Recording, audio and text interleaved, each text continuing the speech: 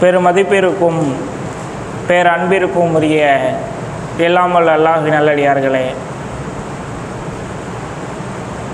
எல்லாமல்ல இறைவனின் அன்பும் அருளும் அவனது இறுதி தூதர் அன்னலம் பெருமானார் ஸல்லல்லாஹு அலைஹி வஸல்லம் அன்னவர்கள் மீதும், அன்னவர்களை பின்பற்றி வாழ்ந்த உத்தம சஹாபாக்கள் மீதும், தாபீன்கள் தபதாபீன்கள் மீதும், குறிப்பாக அல்லாஹ் ரப்புல் ஆலமீன் நம் மீது கடமையாக்கியுள்ள ஜும்மாவை அவனுடைய தூதர் காட்டி தந்த அடிப்படையில் நிறைவேற்றுவதற்காக வேண்டி இங்கு அமர்ந்திருக்கும் நம் அனைவர் மீதும் என்றென்றும் நின்று நிலவட்டுமாக. இந்த உலகில் முஸ்லிம்களாக வாழ்கிற நாம் நம்முடைய இந்த வாழ்க்கையில் பிரதானமாக நாம் செய்கின்ற அத்தனை காரியத்திலும் இறைவன் மீதான அச்சத்தோடு, இறை பயத்தோடு, இறைவன் நம்மை கண்காணிக்கிறான், இறைவன் நம்மை நாளை மறுமையில் விசாரிப்பான் என்ற இறை சிந்தனையோடு அத்தனை காரியங்களையும் இஸ்லாம் ஒரு முஸ்லிமை அணுக சொல்கிறது. நாம் ஈடுபடுகிற எந்த ஒரு காரியத்திலையுமே இது அல்லாஹ் நம்மை பார்க்கிறான், இது குறித்து அல்லாஹ் நம்மிடத்தில் கேள்வி கேட்பான், இதில் நாம் தவறாக செய்துவிட்டோமே ஆனால் இது பற்றி மறுமையில் நாம் விசாரிக்கப்படுவோம், குற்றமாக எதையேனும் செய்திருப்போம் என்றால் அந்த குற்றத்திற்காக மறுமையில் அல்லாஹ்விடத்தில் தண்டனையை அனுபவிக்க வேண்டும். இப்படி ஒரு பார்வை ஒரு முஸ்லிமிடத்தில் அவன் செய்கின்ற அத்தனை காரியத்திலும் இருக்க வேண்டும் என்று இஸ்லாம் சொல்கிறது. இந்த இறைவன் மீதான அச்சம், இறை பயம் ஒரு முஸ்லிமுக்கு எப்பொழுது வரும் என்றால் அந்த இறைவனை பற்றி முழுமையாக அறிந்திருந்தால்தான் வரும். நம்மை அல்லாஹ் விசாரிப்பான், அல்லாஹ் தண்டிப்பான், அல்லாஹ் பார்த்து கொண்டிருக்கிறான், நாம் செய்கின்ற அத்தனைக்கும் அவனிடத்தில் பதில் சொல்ல வேண்டும். இந்த சிந்தனை நமக்கு எப்பொழுது வரும்? அல்லாஹ் என்றால் யார் என்பதை தெரிந்திருந்தால்தான் வரும். ஏன்னா நமக்கு பெரும்பாலும் அல்லாஹ் நமக்கு எப்படி தெரியும்? நமக்கெல்லாம் சின்ன பிள்ளையிலேருந்து நம்ம அத்தா அம்மா அல்லாஹை பற்றி சொல்லி கொடுத்துருப்பாங்க. அல்லாஹ் இருக்கிறான், அல்லாஹ் அடிப்பான், அல்லாஹ் பார்த்துக்கிட்டு இருக்கிறான், இப்படின்னு நமக்கு சொல்லி கொடுத்த வளர்த்த முஸ்லீம் குடும்பத்தில் வந்த காரணத்தினால் அல்லாஹ்னு ஒருத்தர் இருக்கிறான் அப்படிங்கிற நம்பிக்கை நமக்கு பாரம்பரியமாக இருக்கிறது. இப்படி ஒரு பாரம்பரிய நம்பிக்கையிலே வளரக்கூடிய நமக்கு இறைவனை பற்றிய முழு அச்சம் வருமா என்று கேட்டால் கண்டிப்பாக வராது. அல்லாஹ்வை பற்றிய முழு அச்சம் நமக்கு வர வேண்டும் என்றால் அல்லாஹ் என்றால் யார், அவன் ஆற்றல் என்ன, அவன் திறமை என்ன, அவன் எப்படிப்பட்டவன், அவனுடைய செயல் எப்படிப்பட்டது என்பதையெல்லாம் ஒரு முஸ்லீம் அறிந்து வைத்திருந்தால்தான் நமக்கு இறைவன் மீதான முழு அச்சம் வரும். அதனால தான் அல்லாஹ் ரப்பல் ஆலமீன் திருமறையிலே தன்னை பற்றி, தன்னுடைய பண்புகள் பற்றி, தன்னுடைய குணாதிசயங்கள் பற்றி, தான் எப்படிப்பட்டவன் என்பதை விலாவரியாக பல இடங்களில் அல்லாஹ் பட்டியலிட்டு கொண்டே விளக்குகிறான். அதில் மிக முக்கியமான ஒன்று, அல்லாஹ் தன்னை பற்றி குறிப்பிடுகிற பொழுது அல்லாஹ் அலீம் என்று குறிப்பிடுகிறான். அல்லாஹ் அறிந்தவன் என்று தனக்கு ஒரு பெயரை அல்லாஹ் சூட்டுகிறான். அல்லாஹ்வுக்குள்ள அந்த பெயர் பட்டியலில் அலீம் என்ற ஒரு பெயர் இருக்கிறது. அலீம் என்றால் அறிந்தவன். அல்லாஹ் தன்னை அறிந்தவனாக அடையாளப்படுத்துகிறான். தனக்கு அனைத்தையும் அறிந்தவன் என்று திருமறை குர்ஆனில் ஏராளமான இடங்களில் அல்லாஹ் பேசுகிறான். மறைவானவற்றை இறைவன் அறிந்தவன், வானங்களில் உள்ளவை பூமியில் உள்ளவை நாளை என்ன நடக்கும் என்பதை அல்லாஹ் அறிந்தவன், ஒரு கருவில் ஒரு மனிதன் எதை பெற்றெடுக்கப் போகிறான் என்பதை அல்லாஹ் அறிந்தவன், ஒரு மனிதன் எங்கே மரணிக்கப் போகிறான் என்பதை அல்லாஹ் அறிந்தவன், ஒரு மனிதன் எதை சம்பாதிக்கப் போகிறான் என்பதை அல்லாஹ் அறிந்தவன். இப்படி தனக்கு அறிந்தவன் என்ற ஒரு பெயரோடு தான் எதையெல்லாம் அறிந்தவன் என்று ஒரு நீண்ட நெடிய பட்டியலை திருமறை குர்ஆன் நெடுகிலும் அல்லாஹ் ரப்புல் ஆலமீன் பேசுகிறான். இதில் நாம் கவனிக்க வேண்டிய விஷயம் என்னவென்றால், அல்லாஹ் தன்னை அறிந்தவன் என்று சொல்கிறான். அல்லாஹ்வுடைய அறிந்தவன் என்ற பண்பிற்கும் உலகில் இருக்கிற மற்றவர்களுடைய அறிந்த பண்பிற்கும் ஏராளமான வித்தியாசம் இருக்கிறது. நம்மளும் அறிஞ்சவங்க தான், நமக்கும் எல்லாம் தெரியும் தான். ஆனால் நமக்கு தெரிவதும் அல்லாஹ்விற்கு தெரிவதற்குமான இருக்கின்ற மிகப்பெரிய வேறுபாட்டை இஸ்லாம் நமக்கு சொல்லித் தருகிறது. இதை உணர்ந்து கொண்டோம் என்றால் அல்லாஹ் எவ்வளோ ஒரு உயரிய பண்பிற்கு சொந்தக்காரன் என்பதை நாம் தெரிந்து கொள்ளலாம். அல்லாஹ் தன்னை பற்றி அறிந்தவன் சொல்கிறான்ல, அல்லாஹ் எப்படி அறிந்தவன்னா, அல்லாஹ் அறிந்தவன் எப்படி அறிந்தவன் தெரியுமா? அறியாமைக்கு அப்பாற்பட்ட அறிந்தவன். அல்லாஹ்வுக்கு தெரியாதது, அல்லாஹ்வுடைய அறிவிற்கு உடன்படாதது, அல்லாஹ் அறியாதது என்று எதுவுமே கிடையாது. அனைத்தையும் அறிந்தவன் அல்லாஹ் ரப்பல் ஆலமீன். இது அல்லாஹ்விற்கு இருக்கின்ற மிக முக்கியமான ஒரு பண்பு. இந்த பண்பிற்கு யாரும் சொந்தம் கொண்டாடி விடவே முடியாது. யாருக்கும் இந்த ஒரு குணத்தை அல்லாஹ் யாருக்குமே தரலை. நமக்கும் தெரியும், நம்மளும் பார்க்குறோம், நம்மளும் கேட்குறோம், நம்மளும் அறிகிறோம். நம்முடைய அறிவும் அல்லாஹ்வுடைய அறிவும் கம்பேர் பண்ணி பாருங்கள். இன்றைக்கி நம்ம பார்க்குறோம், எப்படி பார்க்குறோம்? பார்வை உள்ள ஒரு மனிதன் பார்க்கிறான். எப்படி பார்க்குறான்? பார்வை சக்தி ஒருத்தர் நல்லா இருக்குது, பார்க்குறாரு. அவர் பார்க்குறதுக்கு ஒரு லிமிட் இருக்குது. எந்த ஒருத்தரை பார்க்குறோம், ஒரு இடத்த பார்க்குறோம், ஒரு குறிப்பிட்ட தூரம் தான் நம்மளால் பார்க்க முடியும். குறிப்பிட்ட தூரத்தை தாண்டி நம்ம பார்வை வேலை செய்யாது. எவ்வளோ நல்ல பார்வை ஆற்றல் உடையவராக இருந்தாலும் குறிப்பிட்ட தூரத்தை தாண்டி பார்க்க முடியாது. குறிப்பிட்ட தூரத்திற்குள்ளே பார்த்தாலும் கூட பார்க்கப்படுகின்ற பொருளின் மீது வெளிச்சம் வேண்டும் நம்ம பார்க்குறதுக்கு. ஒருத்தர் கண்ணில் எந்த பிரச்சனையும் கிடையாது, கண்ணு கரெக்டாக இருக்குது, டாக்டர் சொல்லிட்டாரு. ஆனால் அவர் பார்க்கணும்.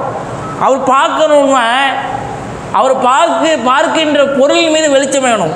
ஒரு இருட்டு ரூமில் நிப்பாட்டிட்டு உள்ளே அடைச்சி ரூமுக்கு சாவியை பூட்டியாச்சு, இருட்டு அறை, நம்மளால் பார்க்க முடியுமா? சுற்றி இருக்கிற பொருளெல்லாம் கையை கொண்டு தடவுவார், எங்கே இருக்குது என்ன இருக்குது ஒன்றும் தெரியல. இல்லையா? நம்ம பார்க்குறோம், பார்வையில் எந்த பிரச்சனையும் கிடையாது. ஆனால் பார்க்கப்படுகின்ற பொருளின் மீது வெளிச்சம் படணும். வெளிச்சம் பட்டால் தான் நம்மளால் பார்க்க முடியும். இது நம்முடைய பார்வையினுடைய சக்தியினுடைய அளவு. இதை தாண்டி மனுஷனால் பார்க்க முடியாது. அல்லாஹ் அப்படியா? அல்லாஹ் பார்ப்பதற்கு இதே மாதிரி ஒரு குறிப்பிட்ட ஒரு அளவு வேண்டுமா? குறிப்பிட்ட ஒரு தூரம் வேண்டுமா? அல்லது அல்லாஹ் பார்க்கப்படுகின்ற பொருளின் மீது வெளிச்சம் வேண்டுமா? நமக்கு எப்படி வெளிச்சம் இல்லாட்டி இருட்டு ரூமில் ஒன்றுமே கண்ணுக்கு தெரியலையோ, அதே மாதிரி அல்லாஹ்வுக்கு இருட்டாக இருந்தால் ஒன்றுமே தெரியாது. அப்படியா? அல்லாஹ் பார்க்கிறான், அவன் பார்க்கிறான் என்றால் அவன் பார்ப்பதும் நாம் பார்ப்பதற்குமான மிகப்பெரிய வேறுபாடு என்ன? நாம் பார்க்கிறோம், குறிப்பிட்ட தூரம் வரை தான் பார்க்க முடியும். அந்த குறிப்பிட்ட தூரம் வரையும் கூட பார்க்கப்படுகின்ற பொருளின் மீது வெளிச்சம் வேண்டும். ஆனால் அல்லாஹ் ரப்பல் ஆலமீனுக்கு அப்படிப்பட்ட எந்த ஒரு தேவையும் கிடையாது. அவன் பார்க்கிறான், குறிப்பிட்ட தூரம்லாம் கிடையாது. அல்லாஹ்வுடைய பார்வைக்கு எந்த எல்லையும் கிடையாது. அல்லாஹ் ஒரு பொருளின் மீது பார்ப்பதற்கு அந்த பொருளுக்கு வெளிச்சம் இருக்கணும், இருட்டாக இருந்தால் அப்படியெல்லாம் அல்லாஹ் கிடையாது. அவன் பாட்டையும் பார்த்துக்கிட்டே இருக்கிறான். எப்படி பார்க்குறான்? அல்லாஹ் எங்கே இருக்கிறான்? திருமறை குர்ஆன் அல்லாஹ் ரப்பல் ஆலமீன் 7 வானங்களுக்கு அப்பால் இருப்பதாக சொல்கிறது. 7 வானம்னு நம்மளால் நினச்சி பார்க்க முடியுமா? இன்றைக்கி நம்ம நிமிர்ந்து வானம்னு சொல்கிறோமே, அது உண்மையான வானம் கிடையாது. வானம் என்பது ஒரு முகடு என்று குர்ஆன் சொல்லுது. இன்றைக்கி விஞ்ஞானிகள் விண்வெளி பயணத்தை நோக்கி போய்கிட்டே இருக்கிறாங்க. இன்னும் வானத்தினுடைய எல்லையை தொடவே இல்லை, போய்கிட்டே இருக்குது. எங்கே போகுதுன்னு தெரியலங்க. விண்கலங்கள் போய்கிட்டே இருக்குது. அது போய் ஒரு முட்டணும்ல ஒரு இடம், அந்த முகடு அடைஞ்சாதான் முதல் வானம். அதே இன்றைக்கி மனுஷன் விஞ்ஞானியுடைய உச்சாணி கொம்பில் இருப்பதாக மார்த்தட்டி கொள்ளக்கூடிய இந்த நூற்றாண்டில் கூட முதல் வானத்தினுடைய முகடை கூட மனிதனால் அடைய முடியலை. ஏன்னா அவ்வளோ பெரிய பாதுகாப்பு வளையங்களுக்கு உட்பட்டு அல்லாஹ் ரப்பல் ஆலமீன் அதை வைத்திருக்கிறான். நபிகள் நாயகம் ஸல்லல்லாஹு அலைஹி வஸல்லம் அவர்கள் மிக்ராஜ் பயணம் போனாங்களே, அவங்க ஒவ்வொரு வானத்துக்கு போகும் பொழுதும் அங்கே உள்ள பாதுகாவலர் மலக்கு கேட்பார், யார் வந்திருக்கிறா? நான் தான் ஜிப்ரீல் வந்திருக்கிறேன். கூட யார்? முகமது நபி. அழைப்பு இருக்கா அல்லாஹ்ட்டேருந்து? ஆமாம் அப்படின்னு சொன்னோன்னு தான் வானத்தினுடைய கதவு திறக்கும். அதுக்கப்புறம் 2வது வானம், 3வது வானம், 4வது வானம், இப்படி ரசூலுல்லாஹ் மிக்ராஜ் பயணம் போயிட்டு வந்தாங்களே, அந்த முதல் வானத்தினுடைய எல்லையை கூட இன்றைக்கு மனிதன் அடையவில்லை. அப்படி என்றால் பூமிக்கும் வானத்திற்குமான தொலைவு எத்தனை டிஃப்ரெண்ட், வேறுபாடு. இது ஒரு வானம். இந்த மாதிரி முதல் வானத்துக்கும் 2வது வானத்துக்குமான டிஃப்ரெண்ட்டு, அது மாதிரி 2வது வானத்துக்கும் 3வது வானத்துக்குமான வேறுபாடு, அது மாதிரி 3வது வானத்துக்கும், இப்படி 7 வானங்களை கடந்து அல்லாஹ் ரப்பல் ஆலமீன் அரிசி என்ற சிம்மாசனத்தில் வீற்றிருக்கிறான். அப்படிப்பட்ட இறைவன் இவ்வளவு மைல்களுக்கு அப்பால் இருந்து நம்மை பார்த்து கொண்டிருக்கிறான், கண்காணித்து கொண்டிருக்கிறான். அவனுடைய பார்வைக்கு எல்லை கிடையாது. எவ்வளவு தூரத்தில் அல்லாஹ் இருக்கிறான் யோசிச்சு பாருங்க. நம்ம கற்பனைக்கு எட்டாத தூரத்தில் அல்லாஹ் ரப்பல் ஆலமீன் இருக்கிறான். ஆனாலும் கூட அவன் பார்ப்பதற்கு எந்த விதமான தடையும் கிடையாது. அவன் பார்ப்பதற்கு எந்த விதமான லிமிட்டும் கிடையாது. அளவு கடந்து அல்லாஹ்வுடைய பார்வை விரிந்தது. 7 வானத்துக்கு அப்பால் இருக்கிறான்ல, ஒரு வானத்தை நம்மளால் கற்பனை பண்ண முடியல, அவ்வளோ தூரத்தில் இருக்குது, மனுஷனால் கண்டுபிடிக்க முடியல. அப்படிப்பட்ட 7 வானத்துக்கு அப்பால் இருந்தாலும் கூட இன்னைக்கு அல்லாஹ் நம்மளை பார்த்துட்டு இருக்கிறான். அவன் பார்வைக்கு நம்மளாம் ரொம்ப தூரம் கிடையாது, ரொம்ப நெருக்கத்தில் அல்லாஹ் நம்மளை பார்க்குறான். அதனால் திருமறை குர்ஆனிலே அல்லாஹ் ரப்பல் ஆலமீன் தன்னை பற்றி எப்படி சொல்கிறான்? ஒரு மனிதன் துஆ செய்வதாக இருந்தால் கூட, நீ என்னிடத்தில் கேள், நான் உன்னுடைய பிடரி நரம்பை விட அருகிலே இருக்கிறேன் என்று அல்லாஹ் பேசுகிறான். பிடரி நரம்பை விட அருகிலே இருக்கிறேங்கிறான்.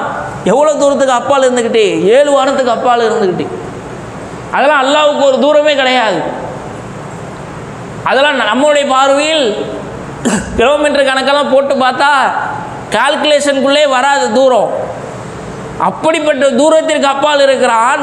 அப்படிப்பட்ட இறைவன் சொல்கிறான், நான் உன்னோடு பிளரி நரம்பை விட அருகில் இருக்கிறேன். கேட்கறதுனா என்னடா கேளு, நம்ம கேட்கறது அல்லாஹ்வுக்கு தெரியும். அப்போ அல்லாஹ்வுடைய பார்வைக்கு தூரம் லிமிட் கிடையாது. பார்க்கப்படுகின்ற பொருளின் மீது வெளிச்சம் இருக்கணும்னு அளவுகோல் கிடையாது. மொத்த உலகத்தையும் வித்தின் செகண்டில் அல்லாஹ் பார்த்துக்கிட்டு இருக்கிறான். இந்த நிமிஷத்தில் மொத்த உலகத்தில் என்ன நடக்குது அத்தனையும் அல்லாஹ்வுக்கு தெரியும்.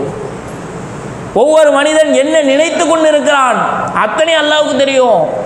ஒவ்வொரு மனுஷனுக்குள்ள மனதுக்குள்ள ஒரு பேச்சு ஓடும்ல, நான் வாய் திறந்து பேசுகிறது அது ஒன்று, அதை தாண்டி மனசால எத்தனை விஷயங்கள் நினைப்போம் வெளியில் பேசாமல். ஒவ்வொரு வினாடி நாம் நினைக்கின்ற நினைப்பு எவ்வளவு. ஒரு மனுஷன் அப்படியே உட்கார்ந்தே இருக்கிறார், சும்மா உட்கார்ந்துருப்பாரா? எதையாச்சும் நினச்சிட்டு இருப்பார்ல உள்ளத்தில், அந்த நினைக்கிறத கூட அல்லாஹ் கேட்டுட்டு இருக்கிறான். ஒரு மனுஷன் நினைக்கிறது மாத்திரமல்ல, உலகத்தில் இருக்கிற அத்தனை மனுஷன் நினைக்கிறதையும் இந்த ஒரு செகண்ட்ல அல்லாஹ் அத்தனை பேருடைய நினைப்பையும் கேட்கிறான். ஆனால் எவ்வளோ பெரிய ஆற்றல் வாய்ந்தவன் அல்லாஹ் ரப்பல் ஆலமீன். யோசிச்சு பாருங்க. அதனால தான் அல்லாஹ் திருமறை குர்ஆனில் சொல்கிறான், ஒரு மரத்தில் இருந்து ஒரு இலை விழுந்தாலும் கூட அல்லாஹ்வுக்கு தெரியாமல் விழாது. ஒரு இலை அற்பமானது. உலகத்தில் எத்தனை கோடிக்கணக்கான மரம் இருக்கும், செடி இருக்கும், கொடி இருக்கும், அதிலிருந்து விழுகின்ற ஒரு இலை கூட அல்லாஹ்வுடைய அறிவுக்கு வராமல் விழாது. நான் அந்த நேரத்தில் ஒரு மனுஷனுடைய துவாவை கேட்டுட்டு இருந்தேன், அதனால எனக்கு அந்த இலை விழுந்தது தெரியல அப்படின்னு அல்லாஹ்வுக்கு கிடையாது. எல்லாம் உலகத்தில் இருக்கின்ற ஒரு அற்பமான விஷயம் கூட அல்லாஹ்வுடைய அறிவிற்கு வராமல் நடக்கவே நடக்காது.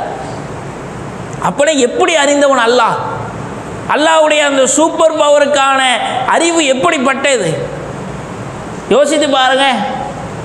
நம்ம பார்க்குறோம், நம்ம பார்வையில் கூட இவ்வளவு பார்க்கறதுக்கு இவ்வளவு தேவை இருக்குதுல்ல, அதை கூட நம்மளால்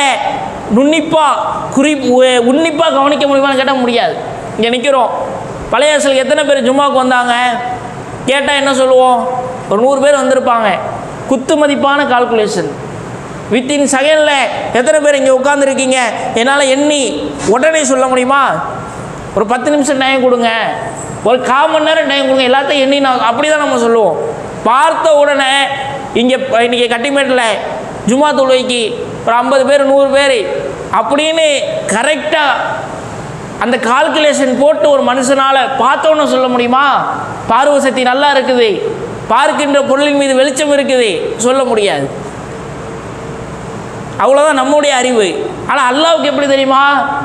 இந்த நேரத்தில் இங்கே யார் உட்கார்ந்துருக்கிறா, எத்தனை பேர் உட்கார்ந்துருக்கிறா, எத்தனை பேர் இங்கே உட்கார்ந்து என்னென்ன நினச்சிட்டு இருக்கிறான், என்ன பேசிக்கிட்டு இருக்கு, எல்லாம் அல்லாஹ்வுக்கு தெரியும். இந்த ஒரு செகண்டில், ஒரு வினாடி இல்லை. இப்போ எவ்வளோ பெரிய ஆற்றல் வாய்ந்தவன். அதை புரிஞ்சுக்கிறதுக்கு மனுஷனால் என்ன முடியாதுன்னு எதை தெரியுமா சொல்லுவான்? மனுஷனுடைய தலைமுடி இருக்குதுல்ல, உன் தலைமுடியை உன்னால் எண்ண முடியாது, இது எல்லா மனுஷனும் சொல்லுவான். உன் தலையில் எவ்வளோ முடி இருக்குதுன்னு எண்ணி சொல்லி பார்ப்போம், யாராலையும் முடியாது. ஆனால் அல்லாஹ்வுக்கு தெரியும். என் தலையில் எத்தனை முடி இருக்குது அல்லாஹ்வுக்கு தெரியும். உங்கள் தலையில் எத்தனை தெரியும்? நம்முடைய அறிவுக்கு உட்பட்டு நம்மால் கணக்கிட முடியாத இவை கூட அல்லாஹ் ரப்புல் ஆலமீன் கணக்கிட்டு வைத்திருப்பான். ஏன்னா படைத்தவனே அவன் தானே. உன் தலையை படைத்தவன் அவன் தான். அப்போ அவனுக்கு தெரியாத தலையில் எத்தனை முடி இருக்கும்னு. இப்படி நாம் நம்முடைய அந்த அறிவிற்கு அப்பாற்பட்டு யோசித்தாலும் கூட அல்லாஹ்வுடைய அந்த கணக்கீடு திறமை அவன் அறிந்து வைத்திருப்பது நம்மளால் கற்பனை பண்ணி பார்க்க முடியாது. அது மாதிரி நமக்கு எல்லாம் தெரியும். அப்படி நானும் தெரியுதுன்னு சொல்லணும்னு வைங்களேன், நமக்கு எப்படி தெரியும்? இப்போ என்ன நடக்குது இதானே நமக்கு தெரியும். இந்த நம்ம உட்காந்துருக்க இந்த நிமிஷம் என்ன நடக்கும் இதுதான் தெரியும். இதை தாண்டி அடுத்த நிமிஷம் என்ன நடக்கும் தெரியுமா நமக்கு? இன்றைய மாலை என்ன நடக்கும் தெரியுமா? நாளை காலை என்ன நடக்கும் நமக்கு தெரியுமா? தெரியாது. நம்ம ஒரு பிளான் போட்டு, ஒரு ஸ்கெட்சர் போட்டு நாளைக்கு இதெல்லாம் பண்ணணும் டைம் டேபிள் போட்டு வச்சுருப்போம். அப்படியே அடுத்த நாள் காலையில் எழுந்திரிச்சு பார்த்தா உல்டாவாக நடந்துடும். பிளான் போட்ட மாதிரியே நடக்க முடியலையே, போட்டது நான் தான், ஆனால் அந்த மாதிரி திட்டமிட்டபடி என்னால் நடக்க முடியலையே என்று எத்தனை காரியங்கள் புலம்புகிறோம். ஏன்னு சொன்னால் நமக்கு தெரியாது. இன்றைக்கி இப்போ நமக்கு நடக்கிறது மட்டும்தான் தெரியுமே தவிர நாளை என்ன நடக்கும் நமக்கு தெரியாது. ஆனால் அல்லாஹ்வுக்கு அப்படியா? நாளைக்கு என்ன நடக்கும் அல்லாஹ்வுக்கு தெரியும். இன்னும் 100 வருஷம் கழிச்சு உலகம் எப்படி இருக்கும் அல்லாஹ்வுக்கு தெரியும். இன்றைக்கி மனுஷனாக இருக்கிறேன்னா 100 வருஷம் கழித்து எப்படி இருப்பேன் அல்லாஹ்வுக்கு தெரியும். என் உடம்பு எங்கே புதைக்கப்படும், என் எலும்புகள் ஒன்று ஒன்று எங்கே கிடக்கும் 100 வருஷம் கழித்து. 2125 நம்மளாம் இன்றைக்கி 2025 இருக்கிறோம். 2125 நாம் புதைக்கப்பட்டு நம்முடைய எலும்புகள்லாம் எங்கே சுக்குநூறாக்கப்பட்டு சிதறடிக்கப்பட்டு எங்கெங்கே கிடைக்கும் என்பது இன்றைக்கி அல்லாஹ்வுக்கு தெரியும். இன்னும் 1000 ஆண்டு, 1,00,000 ஆண்டு, எத்தனை ஆண்டுகள் உலகம் இருக்கிறதோ காலாகாலத்திற்கும் நடக்கின்ற அத்தனை அல்லாஹ்வுக்கு தெரியும். அப்பனா அவன் எவ்வளோ பெரிய பவர், சக்தி வாய்ந்தவனாக அல்லாஹ் இருப்பான். நாளைக்கு நடக்கிறது தெரியும், அடுத்த வருஷம் நடக்கிறது தெரியும், 100 வருஷம் கழிச்சு, 1000 வருஷம் கழிச்சு நடக்கிறது அத்தனை அல்லாஹ்வுக்கு தெரியும். ஒரு மனிதன் எதை பெற்றெடுப்பான் அது அல்லாஹ்வுக்கு தெரியுங்கிறான் குர்ஆனில். ஒரு மனுஷன் இருக்கிறான், அப்போ தான் பிறந்திருக்கிறான், அவனே அப்போ தான் பிறந்திருக்கிறான். அவனுக்கு கல்யாணம் ஆகி அவனுக்கு என்ன குழந்தை பிறக்கும் அது அல்லாஹ்வுக்கு தெரியும். அதை பற்றின நாலேஜே அவனுக்கு இருக்காது. ஆனால் அல்லாஹ் மனுஷனுக்கு அந்த நாலேஜ் இருக்காது. எனக்கே கல்யாணம், எனக்கு என்ன பிள்ளை பிறக்கும் 10 வயசு 15 வயசில் அவன் தெரியுமா, 8 வயசில் தெரியுமா? ஆனால் அல்லாஹ்வுக்கு தெரியும். அப்போ அல்லாஹ்வுடைய அந்த அனைத்தையும் அறிந்த அந்த அறிவை பாருங்கள். இறைவனுடைய அறிவிற்கு முன்னால், இறைவன் அனைத்தையும் அறிந்தவன் என்பதற்கு முன்னால் வேறு எதையுமே நாம் ஒப்பிடவே முடியாது. உலகத்தில் மனுஷனாக இருக்கிறவனுக்கு எல்லாம் தெரிஞ்ச மனுஷன் யாருமே கிடையாது. சில விஷயங்களை நாலேஜ் பெற்றிருப்பார், பல விஷயங்களில் அந்நாலேஜில் ஒன்றுமே தெரியாமல் இருப்பார்.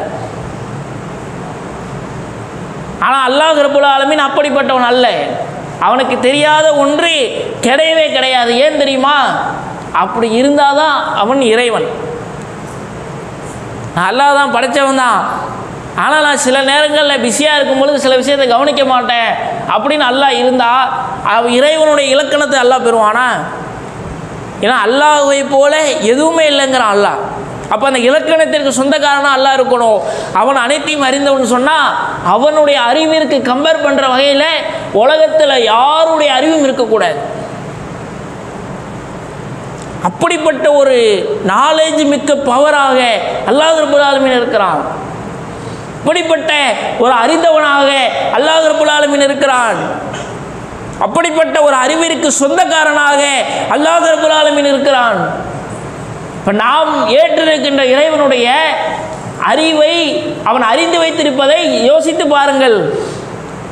அதே போல திருமறை குர்ஆனில் இறைவன் தன்னை பற்றி சொல்லுகிற பொழுது மறைவானவற்றின் திறவுகோல் தன்னிடத்தில் இருக்கிறது என்கிறான். மறைவான விஷயம் இருக்குதே, நம்ம அறிவுக்கு அப்பாற்பட்டு அதனுடைய சாவி ஏன்ட்ட தான் இருக்குது அப்படிங்கிறான் அல்லாஹ். அப்படின்னா என்ன அர்த்தம்? அவன் தான் அந்த விஷயங்களெல்லாம் போட்டு லாக் பண்ணி வச்சிருக்கிறான். நம்ம நாளைக்கு என்ன செய்வோம்? அந்த லாக்கரில், அல்லாஹ்வுடைய லாக்கரில் பத்திரமா இருக்கும். நம்ம எங்கே மௌத்தா போகிறோம் நமக்கு தெரியாது, அல்லாஹ்வுடைய லாக்கரில் இருக்கும். நம்ம என்னத்தை சம்பாதிக்க போகிறோம் நமக்கு தெரியாது, அல்லாஹ்வுடைய லாக்கரில் இருக்கும். சாவி அவன்கிட்ட இருக்குது. ஒட்டுமொத்த உலகத்தினுடைய மறைவான விஷயத்தினுடைய அறிவும் அல்லாஹ்வுடைய கரத்தில் இருப்பதாக அல்லாஹ் ரப்பல் ஆலமீன் தன்னை பற்றி சொல்கிறான். இது நமக்கு சொல்லக்கூடிய செய்தி என்ன? அவனுடைய அறிவோடு கம்பேர் பண்ணும் பொழுது உலகத்தில் அப்படிப்பட்ட ஒரு ஜீனியஸ், அறிவாளி யாருமே கிடையாது. இங்கே அப்படிப்பட்ட ஒரு இறைவனை நாம் ஏற்றுக்கொண்டு இருக்கிறோம். அவன் அனைத்தையும் பார்த்து கொண்டிருக்கிறான். அவனுடைய பார்வையில் இருந்து இந்த உலகத்தில் எதுவும் தப்பவே முடியாது. அப்படிப்பட்ட ஒரு இறைவனை ஏற்றுக்கொண்டிருக்கக்கூடிய நாம் அந்த இறைவனுக்கு அச்சம் உள்ளவர்களாக, இறைவனுக்கு பயம் உள்ளவர்களாக அல்லாஹ் நம்மை பார்க்கிறான், அவன் நம்மை விசாரிப்பான், நம்முடைய ஒவ்வொரு காரியத்தையும் அவன் கண்காணித்து கொண்டு இருக்கின்றான் என்ற சிந்தனை நமக்கு வர வேண்டுமா இல்லையா? இன்னைக்கு அப்படிப்பட்ட சிந்தனையோடு நாம் நம்முடைய எல்லா காரியத்தையும் அமைத்துக் கொள்கிறோமா? அப்படிப்பட்ட சிந்தனையோடு நாம் இறைவனிடத்தில் கையேந்துகிறோமா? இப்படி அறிகிற இறைவனுக்கு முன்னாடி நமக்கு இடைத்தரகர்கள் தேவையில்லை. இன்றைக்கும் கூட இஸ்லாத்தில் முஸ்லீம்களில் சில பேர் அல்லாஹ்விடத்தில் பிரார்த்திப்பதற்கு பதிலாக தர்காக்களிலே, அவுலியாக்களிடத்திலே, இன்னும் பிற மகான்களிடத்திலே அல்லாஹ்விடத்தில் எங்களுக்காக வேண்டி சிபாரிசு செய்வார்கள் என்று கையேந்தி நிற்கிறார்களே, எப்படிப்பட்ட இறைவனாக அல்லாஹ் ரப்பல் ஆலமீன் இருக்கிறான்? அவனிடத்திலே சிபாரிசு செய்வதற்கு நமக்கு இந்த உலகில் யார் வேண்டும்? எல்லாத்தையும் பார்க்குறான் அப் டு டேட்டில். நம்முடைய தலையில் இருக்கிற ஒத்த முடி கூட அல்லாஹ்வுடைய பார்வையில் இருந்து தப்பவில்லை என்று சொன்னால், நம்முடைய வாழ்க்கையில் இருக்கின்ற கஷ்டங்களையோ, துன்பங்களையோ, இன்னல்களையோ அல்லாஹ் ரப்பல் ஆலமீன் பார்க்காமல் இருப்பானா? நமக்கு நம்முடைய தேவைகளை அல்லாஹ் ரப்பல் ஆலமீன் தெரியாமல் இருக்குமா? நாம் செய்கின்ற பாவங்களை அல்லாஹ் கண்காணிக்காமல் இருப்பானா? யோசித்து பாருங்கள். இப்போ எப்படிப்பட்ட ஒரு இறைவனை நாம் பெற்றிருக்கிறோம். அப்போ அந்த இறைவனிடத்தில் கேட்பதற்கு, அந்த இறைவனை பற்றி அஞ்சுவதற்கு நாம் அதிக முயற்சி செய்யணும். அவன் அவ்வளோ பெரிய சூப்பர் பவராக இருக்கிறான், நம்மளையெல்லாம் கண்காணிச்சிட்டு இருக்கிறான். அவனுடைய பார்வைக்கு எல்லை இல்லாமல் இருக்குது, அவன் கேட்பதற்கு எல்லை இல்லாமல் இருக்கிறது, அவனுடைய மறைவான அறிவிற்கு எல்லை இல்லாமல் இருக்கிறது, அத்தனையும் அவனுடைய கரத்தில் இருக்கிறது.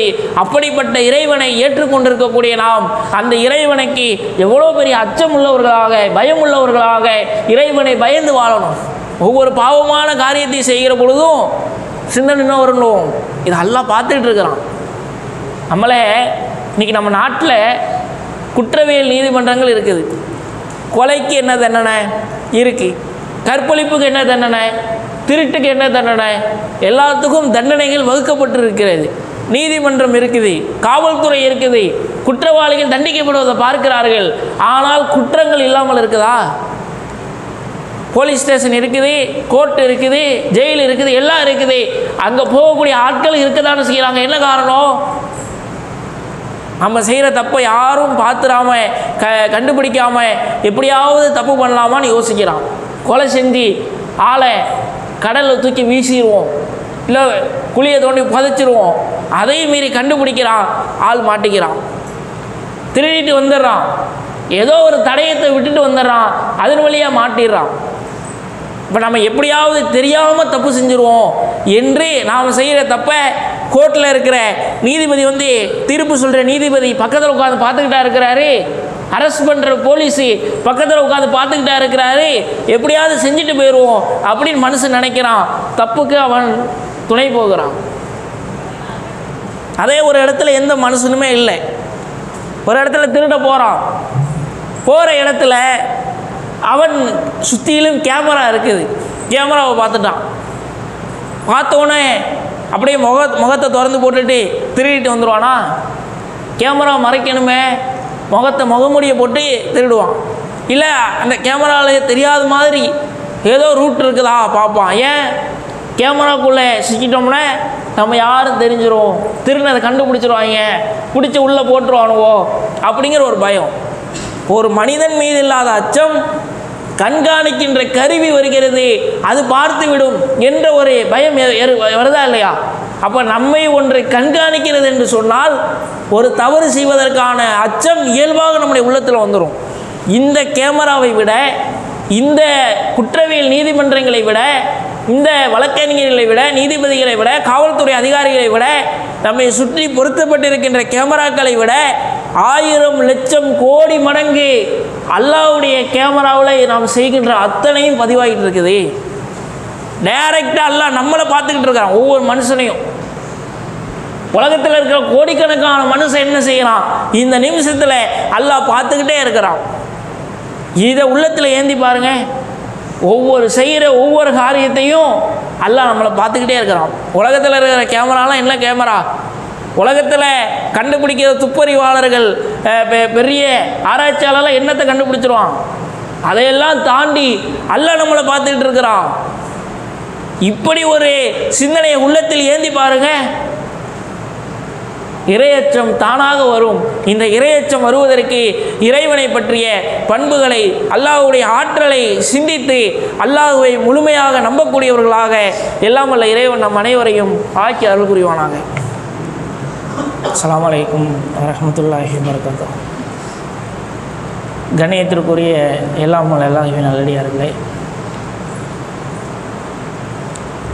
அல்லாஹ்வுடைய பண்புகள் என்பது இந்த தன்னுடைய அல்லாஹ் அறிந்த விஷயங்கள். அல்லாஹ் அறிந்தவன் என்பது அவனுடைய அறிவு அனைத்திற்கும் அப்பாற்பட்டது என்று நாம் பார்த்தோம். இதை தாண்டி அல்லாஹ்வுடைய பண்புகள் பரந்து விரிந்த பண்புகளாக திருமறை குர்ஆனில் அல்லாஹ் ரப்பல் ஆலமீன் தன்னை பற்றி ஏராளமான இடத்தில் சொல்கிறான். தான் எப்படிப்பட்டவன், தன்னுடைய ஆற்றல் எப்படிப்பட்டது, தன்னுடைய அறிவு எப்படிப்பட்டது, தன்னுடைய செயல்பாடு எப்படிப்பட்டது, இப்படி அல்லாஹ் பல இடங்களில் விளக்குகிறான். இதில் நாம் பெற வேண்டிய படிப்பினை என்னவென்றால், ஏன் அல்லாஹ் அதிகமான இடங்களில் தன்னை பற்றி பேசுகிறான் என்றால், மனிதன் சிந்தித்து இறைவனை முழுமையாக ஏற்றி அவனுக்கு அச்சமுள்ளவனாக ஆக வேண்டும் என்றுதான். இப்போ நாம் திருமறை குர்ஆனில் அல்லாஹ்வுடைய பண்புகள் ஒவ்வொன்றையும் படித்து சிந்தித்து அல்லாஹ் எப்படிப்பட்டவன் என்பதை அறிந்து மனதார அவனை ஏற்றுக்கொள்ள வேண்டும். ஏதோ நம்முடைய சின்ன பிள்ளையிலேருந்து அத்தா அம்மா சொல்லி கொடுத்துட்டாங்க, முஸ்லீம் குடும்பத்தில் வந்துட்டோம் அப்படின்னு நாம் நம்பி அப்படியே மௌத்தா போயிட்டோன்னு வைய, இறைவனுடைய முழு ஆற்றல் நமக்கு தெரியாமலே போயிடும். அப்போ அல்லாஹ்னா யார், அவன் ஆற்றல் என்ன, அவனுடைய திறமை என்ன, அவனுடைய செயல்பாடு எப்படி என்பதெல்லாம் குர்ஆனில் அல்லாஹ் ஏராளமான இடங்களில் பேசுகிறான். அதை நாம் படிக்கணும். அல்லாஹ்வுடைய படைப்புகளை பற்றி சிந்திக்கணும். குர்ஆனில் அதிகமான இடத்துல நீங்கள் வானங்களை பற்றி சிந்திக்க மாட்டீங்களா, பூமியை பற்றி சிந்திக்க மாட்டீங்களா, வானத்திலிருந்து பொழிகின்ற மலைகளை பற்றி சிந்திக்க மாட்டீங்களா, சூரியனை சந்திரனை இப்படின்னு பல இடங்களில் அல்லாஹ் கேட்குறான். ஏன்னா இதெல்லாம் நம்ம அல்லாஹ்வுடைய ஆற்றலை வெளிப்படுத்துகின்ற மிக முக்கியமான பொருள்கள். இவ்வளோ பெரிய உலகம் இருக்குதே, உலகம் எப்படி உருவானுச்சுன்னு இன்றைய விஞ்ஞானம் சொல்லுது. பெருவெடிப்பு கொள்கையின் மூலமாக உலகம் உருவானுச்சு. ஒரு சின்ன அணுக்கள் அது வெடித்து சிதறி ஒரு இன்றைக்கு இவ்வளோ பிரம்மாண்டமான உலகம் பூமியாக இருக்கிறது என்று சொல்கிறது. இது சாதாரண ஒரு விஷயமா? ஒரு சின்ன அணு இருக்குது, ஒரு அணு வெடித்து சிதறுனா அதுக்குள்ளே என்ன இருக்குதோ அதான ரியாக்டாக இருக்கணும். இவ்வளோ பெரிய உலகம் ஒரு சின்ன அணுவின் வழியாக வெடித்து சிதறி அது அப்படியே பெருசாகி பெருசாகி பெருசாகி பிரம்மாண்டமான பூமியாய் உலகமாய் மாறி நிற்கிறது என்று சொல்லப்படுகிறது என்றால் இது எப்படி தானாக நடந்திருக்கும்? இதை இயக்கிய இதுக்கு பின்னாடி ஒரு பெரிய சக்தி இருக்குதுன்னு விஞ்ஞானம் சொல்லுது. அல்லான்னு அவங்க டைரெக்டாக சொல்லாட்டியும் இப்படி இந்த பெருவெடிப்பு கொள்கை நிகழ்ந்து அதன் வழியாக இவ்வளோ பெரிய உலகம் உருவாகி இருக்கிறது என்றால் இதற்கு பின்னால் ஒரு சக்தி இருக்குது, சூப்பர் பவர் இருக்குது அப்படின்னு அறிவியல் ஒத்துக்குது. அந்த அறிவியலை தான் நம்ம அல்லாஹ் நம்ம சொல்கிறோம். இப்படி பெரிய ஒரு சூப்பர் பவர் ஒரு சாதாரண அணு வெடித்து இவ்வளோ பெரிய உலகமாய் மாறி நிற்கிறது என்றால் அதை படைத்த படைப்பாளன் எவ்வளோ பெரிய ஆற்றல் வாய்ந்தவனாக இருப்பான். அதோடு நின்றுச்சா?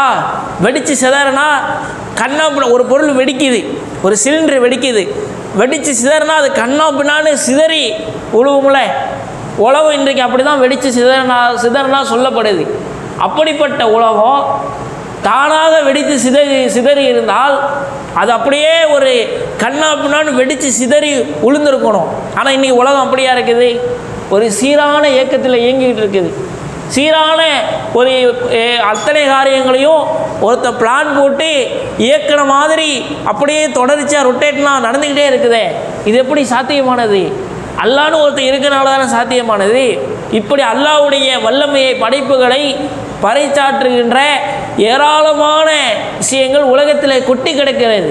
அப்போ முஸ்லீமாக இருக்கிற நாம் மரணிப்பதற்குள்ளாக அல்லாஹ் யார், அவனுடைய ஆற்றல் என்ன, திறமை என்ன, அவனுடைய சிந்தனை எப்படிப்பட்டது, அவனுடைய படைப்பு எப்படிப்பட்டது என்று வாய்ப்பு கிடைக்கின்ற ஒவ்வொரு பொழுதிலும் அல்லாஹுவை பற்றி அதிகமாக சிந்திக்கக்கூடியவர்களாக, அவனுடைய படைப்பை பற்றி சிந்திக்கக்கூடியவர்களாக, அப்படி சிந்தித்து அல்லாஹுவை ஏற்றுக்கொள்ளக்கூடியவர்களாக எல்லாம் வல்ல இறைவன் நம் அனைவரையும் ஆக்கி அருள் புரிவானாக.